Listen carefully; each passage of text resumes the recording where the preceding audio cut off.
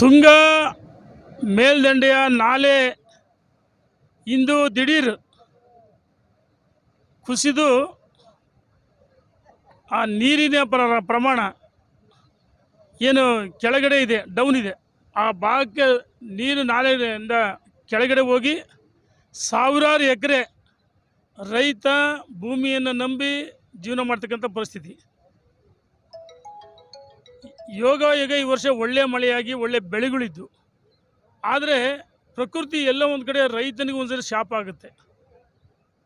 ಇಂದು ದಿಢೀರು ಈ ನಾಲೆ ಕುಸಿತದಿಂದ ಸಾವಿರಾರು ಎಕರೆ ರೈತನ ಭೂಮಿಯಲ್ಲಿ ಬೆಳೆದಂಥ ಭತ್ತ, ಅಡಿಕೆ, ಮೆಕ್ಕೆಜೋಳ, ಹತ್ತಿ ಮತ್ತು ತರಕಾರಿ ಬೆಳೆಗಳು ನಷ್ಟ ಆಗಿದೆ. ನನಗೆ ನಮ್ಮ ಇಲ್ಲಿಯ ಮುಖಂಡರು ರೈತರು ನನಗೆ ಕರೆ ಮಾಡಿ ತಿಳಿಸಿದರು. ರಮೇಶ್ ಮತ್ತು ಎಲ್ಲ ಯೋಗೀಶ್ ಇರ್ಬೋದು, ಭಾಳಷ್ಟು ಜನ ಕರೆ ಮಾಡಿ ತಿಳಿಸಿದಾಗ ನಾನು ಸಹ ತಕ್ಷಣ ಸಂಬಂಧಪಟ್ಟ ಅಪ್ಪರ್ ತುಂಗಾ ನಾಲೆಯ ಇಂಜಿನಿಯರ್ಗಳಿಗೆ ಮಾತಾಡಿ ಸಂಬಂಧಪಟ್ಟಿದ್ದಕ್ಕೆ ಕರೆ ಮಾಡಿ ನಾನು ಸಹ ಕರೆ ಮಾಡಿ ಮಾತಾಡಿದೆ. ಈಗಾಗಲೇ ಡ್ಯಾಮ್ನಲ್ಲಿ ಏನು ಈ ನಾಲೆಗೆ ನೀರು ಬರ್ತೈತೆ, ಅಪ್ಪರ್ ತುಂಗಾ ಮೇಲ್ದಂಡೆ ನಾಲೆಗೆ ನೀರು ಬರ್ತಾಯಿತ್ತು, ಅದನ್ನು ಈಗಾಗಲೇ ಸ್ಟಾಪ್ ಮಾಡಿದ್ದಾರೆ. ಮತ್ತು ಒಳಲೂರು ಗಂಗನಕೋಟೆ ಹತ್ರ 2 ಕಡೆ ನೀರನ್ನು ಡೈವರ್ಟ್ ಮಾಡಿದ್ದಾರೆ. ಇನ್ನೂ 2 ಅವರ್ ಬೇಕಿದನ್ನು ಈ ನೀರು ಈ ನಾಲೆಯಲ್ಲಿ ಇನ್ನೂ 2 ಅವರ್ ನೀರಿರುತ್ತೆ. ನಾನು ಗ್ರಾಮಸ್ಥರಲ್ಲಿ ವಿನಂತಿ ಮಾಡ್ತೀನಿ, ಮಕ್ಕಳಲ್ಲಿ ವಿನಂತಿ ಮಾಡ್ತೀನಿ. ಯಾಕಂದರೆ ಎಲ್ಲ ಒಂದು ಕಡೆ ನಮ್ಮ ಜನರಿಗೆ ಸೆಲ್ಫಿ ಹುಚ್ಚಿರುತ್ತೆ, ಗೀಳು.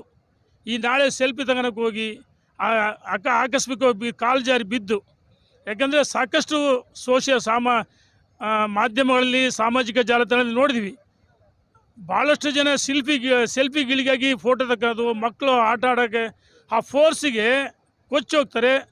ದಯಮಾಡಿ ಇದನ್ನು ಆದಷ್ಟು ಬೇಗ ಎಂಜಿನಿಯರ್ಗಳು ದುರಸ್ತಿ ಮಾಡ್ತಕ್ಕಂಥ ಕೆಲಸವನ್ನು ಮಾಡಿದರೆ. ನಾನು ಸಹ ಪ್ರತಿಪಕ್ಷನಾಗಿದ್ದರು, ಕೆಲವರು ಕೇಳ್ಬೋದೆ ಆಡಳಿತ ಪಕ್ಷ ಇವನಿಗೆ ಸಂಬಂಧ ಅನ್ಬೋದು.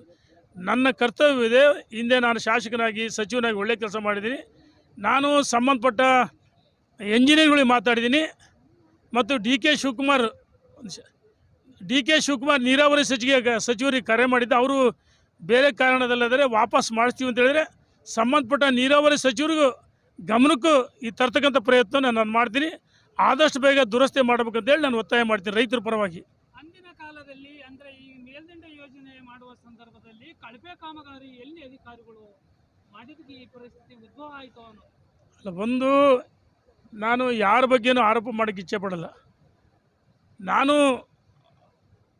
ಅದೇ ಶಾಸಕನಾಗಿ ಸಚಿವನಾಗಿ ಕೆಲಸ ಮಾಡಿದ್ದೀನಿ.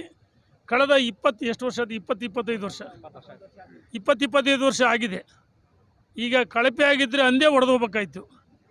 ಈ ಏನು ನೀರಿನ ಫೋರ್ಸಿಗೆ ಈಗ ಈ ಒಡ್ಡಿದೆ, ಪ್ರತಿ ದಿವಸ ಮಳೆ ಬಂದು ನೀರು ಈ ಒಡ್ಡು ಕುಸಿತಾ ಇದೆ, ಅದು ಡೌನ್ ಇದೆಯಲ್ಲ, ಆಗೀಗ ಫೋರ್ಸಿಗೆ ಒಂದು ಸಣ್ಣ ರಂಧ್ರ ಬಂದು ಅದನ್ನು ಅದೃಷ್ಟವಶಾತ್ ಇಲ್ಲಿಯ ಯುವಕರು ಯಾರಪ್ಪ ನೋಡಿದ್ದು, ವರುಣ, ಮಂಜು, ಉಮೇಶ, ವೀರಭದ್ರ ಇವರೆಲ್ಲ ನೋಡಿ ತಕ್ಷಣ ಜಂಟಿ ತಿಳಿಸಿದ್ದಾರೆ. ನಮಗೆ ಕರೆ ಮಾಡಿದಾಗ ನಾನು ಸಹ ಸಂಬಂಧಪಟ್ಟ ಇಂಜಿನಿಯರ್ ಮಾತಾಡಿದ್ವಿ. ಆದಷ್ಟು ಬೇಗ ದುರಸ್ತಿ ಮಾಡಬೇಕಂತೇಳಿ ನಾನು ಒತ್ತಾಯ ಮಾಡ್ತೀನಿ.